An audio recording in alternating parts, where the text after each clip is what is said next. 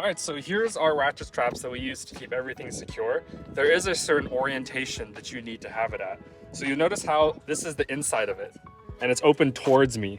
And the reason we do this is so that when we want to ratchet, all we have to do is do it back and forth. That way you can have it on the inside like this.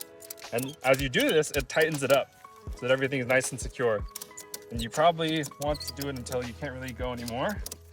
That way, everything's gonna stay on. If the ratchet ever comes off, here, let me show you how to put it back in. What you have to start with is you feed this through the inner bit of this. So you notice how it goes through it. And then you'll be able to start ratcheting it. And you'll notice that it's starting to turn and hold itself in there. And if you're having trouble, you might have to keep this released.